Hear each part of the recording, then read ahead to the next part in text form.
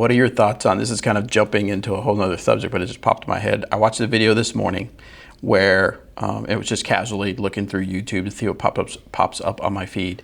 And it was an AI character using an AI voice and using obvious AI B-roll and some real B-roll, but you could tell that AI probably put it in there based on the script, teaching me how to better use AI. So an AI was teaching me how to use AI.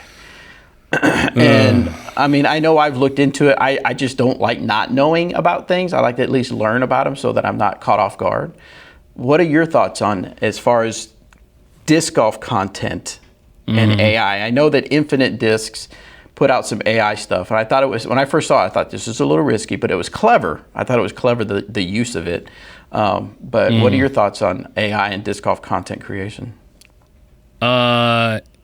So I've always, mainly just to keep our channel, accessible to the greatest audience. We don't swear. We try to keep it family friendly. And my genuine, honest feelings about AI can't be summarized in a family friendly way.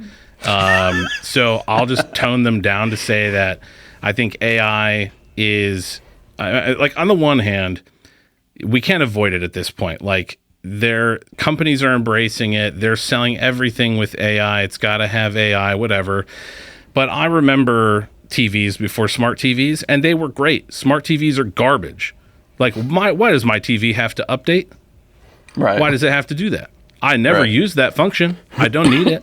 I turn it on to watch something on my Apple TV. I turn on my PlayStation, and my TV's like, one sec, I got to update. No, you don't. No, you don't.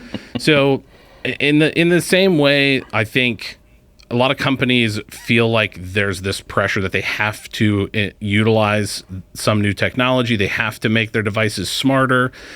People are now like paying more money for old, dumb dryers just so that they don't have to hook up to Wi-Fi or whatever.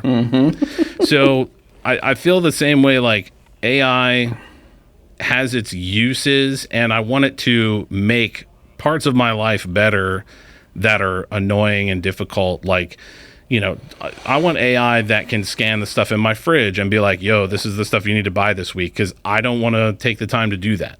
That would be useful. I'd like it to know how many of my pairs of underwear have holes in them. You should order another package or whatever. Great. Like, those sorts of things would be very helpful.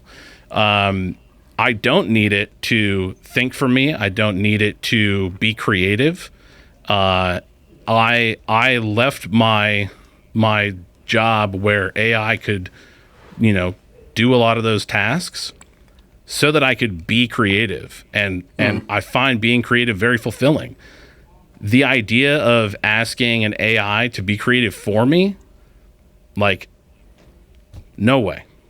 No way. So I feel like some people use it as a crutch. They lean on it too heavily, and pretty soon, if you take the crutch away, they're still limping, and they don't really know how to walk without it. So I don't like AI. I don't want anything to do with it. I asked it. I remember, I messed with it once and was like, tell me everything you know about disc golf.